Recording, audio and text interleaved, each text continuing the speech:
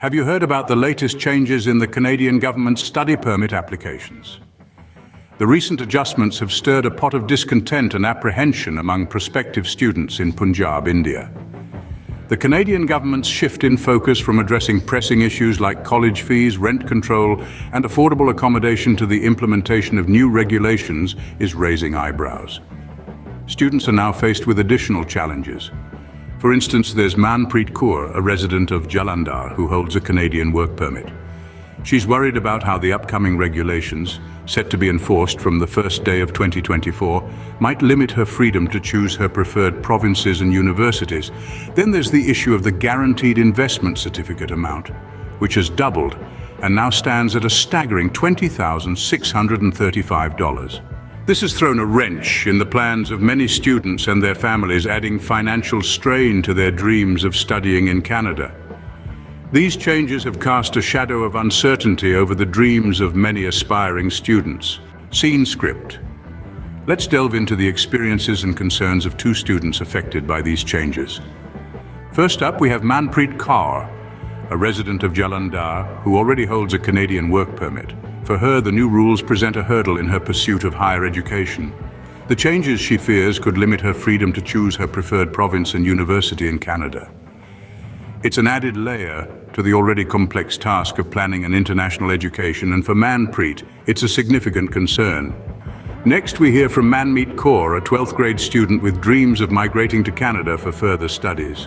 For Manpreet, the financial implications of the changes are daunting. The guaranteed investment certificate requirement has now doubled, setting it at $20,635. It's a steep increase that has left her family scrambling to secure additional funds. Manpreet shared, "My father was contemplating a loan of Rs 15 lakh to fund my studies, but now we need an additional Rs 10 lakh, making it a total of Rs 25 lakh before proceeding with the application." Despite these challenges, Manpreet still sees a glimmer of hope in the Canadian education system. She highlights the unique opportunity Canada offers, the chance to gain permanent residency within just 3 years of completing her studies. But the path to that dream is now tougher, layered with financial burdens and added regulations. It's a reality that Manpreet and countless other students in Punjab now face. These changes to the study permit applications are not only shaping their educational choices, but also adding pressure to their financial situations. Their stories illustrate the broader consequences of these changes. It's not just about a shift in policy.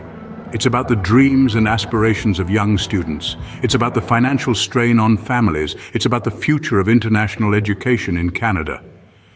These students' stories underscore the significant impact these changes could have on their educational and financial futures.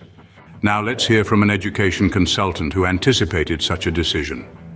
Bhavnoor Bedi, the proprietor of Pyramidi Services in Jalandhar, had foreseen these changes.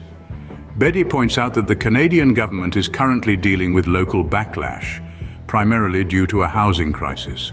He acknowledges the significance of the increase in the guaranteed investment certificate, but his concerns extend beyond that.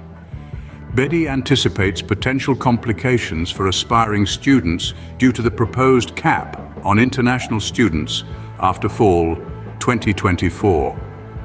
According to him, the Canadian government may strategically limit the intake of international students in high-density areas like Greater Toronto, Vancouver, Surrey, and Brampton.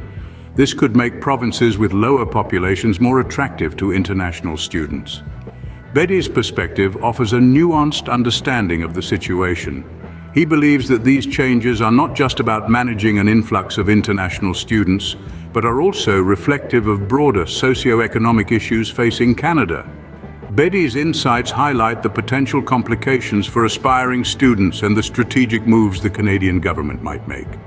So, what does all of this mean for Punjab students? In a nutshell, the Canadian government's recent alterations to the study permit application process have added a new layer of complexity for students from Punjab, India, who aspire to study in Canada. The changes, which include an increased guaranteed investment certificate and potential limitations on the choice of provinces and universities, are causing apprehension.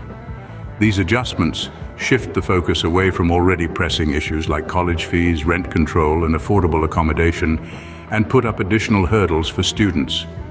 Most notably, the financial strain is set to intensify, with families having to arrange for higher amounts to secure the study permits. Moreover, the potential cap on international students post-fall 2024 could complicate matters further. These developments raise crucial questions about Canada's strategy in managing its inflow of international students, particularly amid local issues like housing crises. As these changes take effect, the educational aspirations of students from Punjab hang in the balance, sparking ongoing discussions within the community.